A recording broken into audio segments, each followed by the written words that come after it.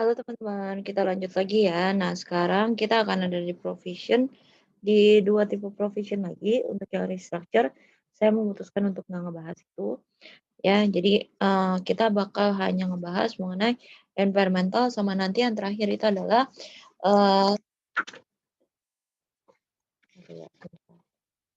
Orients Contract Provision. Oke. Nah, sekarang kita ngomongin mengenai si environmental dulu. Environmental provision ini adalah kewajiban kita, ya. Kewajiban kita terkait dengan lingkungan. Oke, terkait dengan lingkungan. Beda ya, kalau ini udah kita bisa estimasi dari awal ini akan terjadi. Tapi kalau misalnya nanti kita ngomongin legislation, nah nanti ada lagi nih legislation di next part itu kita masih nggak yakin akan ada apa enggak. Tapi kalau ini kita udah lebih yakin kalau dia bakal ada gitu. Nah, terus ini terkait apa aja sih?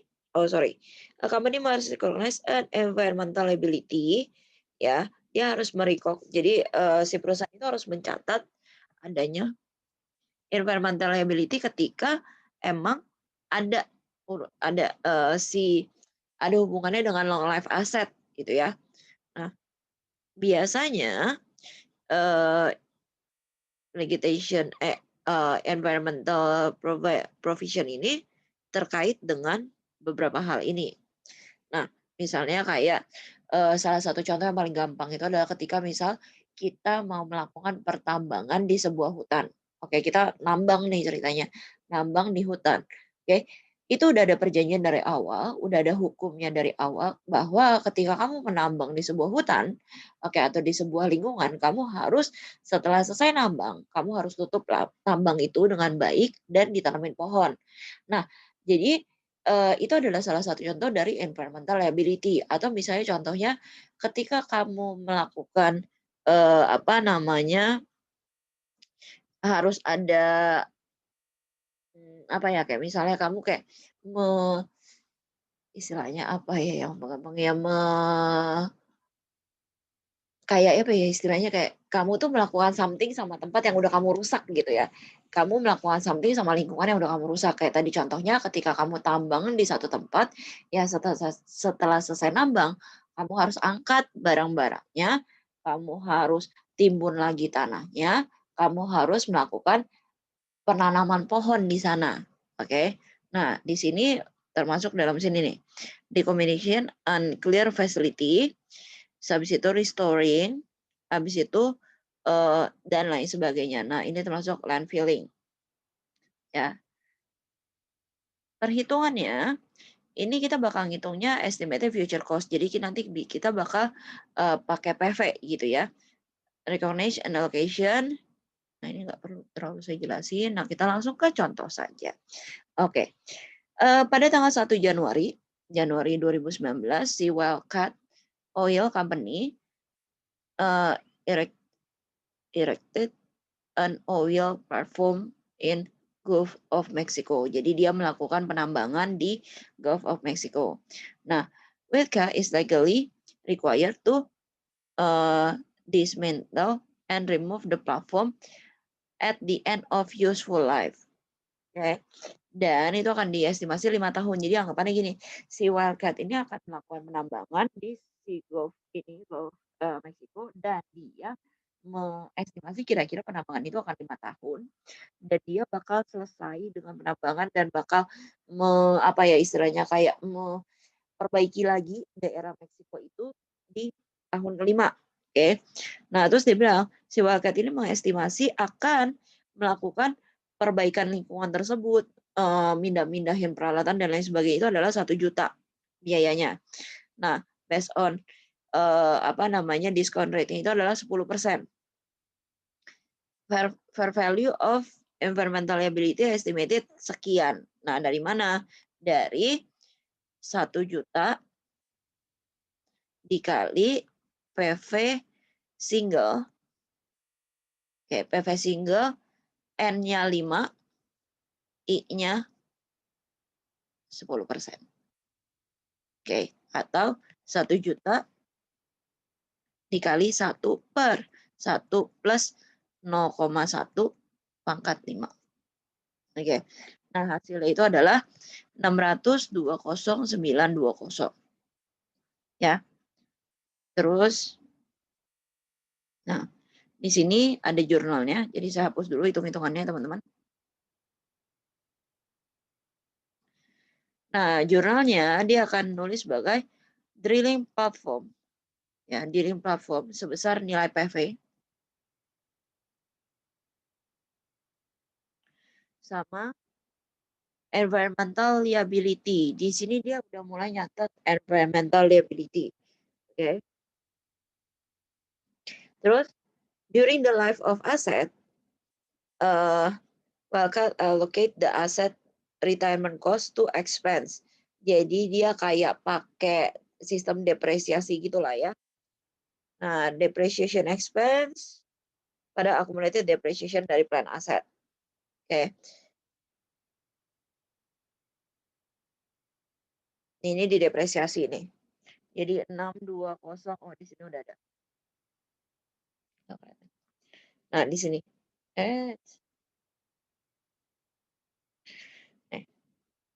ya. Nah, ini ngomongin lebih ke asetnya sih. Asetnya bakal kita apa ya, kita cabut dari sana selama 5 tahun tadi. Dan sebagai tambahan dia harus mengaccrue interest expense ya. Seperti gimana? Seperti ini. Interest expense, environmental liability sekian kali 10%. Oke.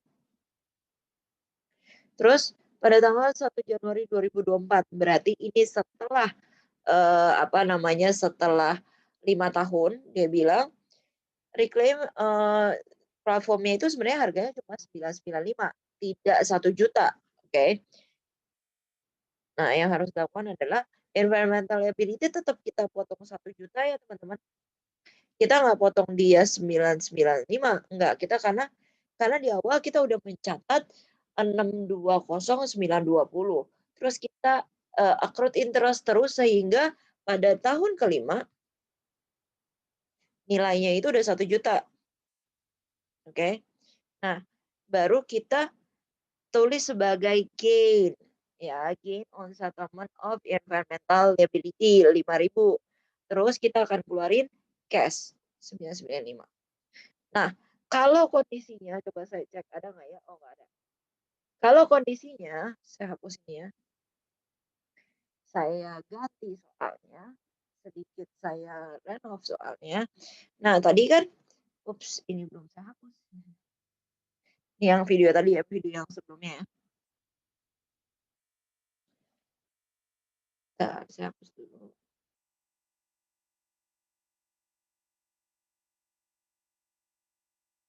Oke, sekarang tadi kan si apa itu namanya environmental liability-nya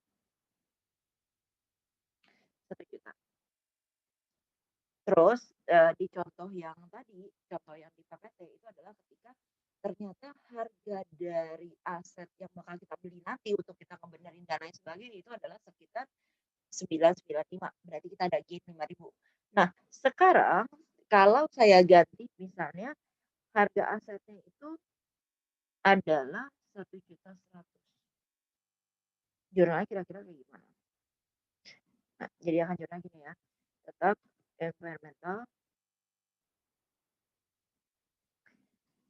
liability 1 juta. Oke. Nah, kita bakal keluarin cash tetap 1.100.000. Terus akan ada loss. Loss on settlement of environmental provision.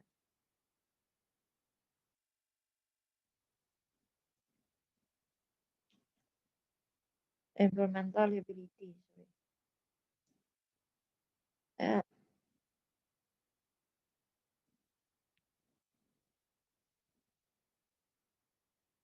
sebesar 100. Nah, ininya saya agak lupa kalimatnya apa. Disamakan saja dengan yang tadi ya. Jadi cuma bedanya ini loss, tadi gain, gitu. Oke. Nah, kalau misalnya andaikan sama-sama 1 juta gimana? Berarti tidak ada gain, tidak ada loss, hanya ada environmental liability pada cash. Oke, nah itu adalah jurnal, teman-teman. Oke, kita lanjut.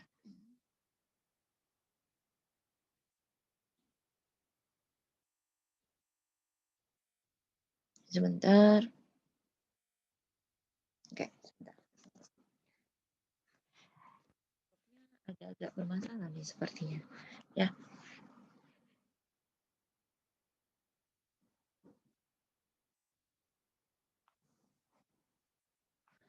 sebentar teman-teman. Laptop saya bermasalah.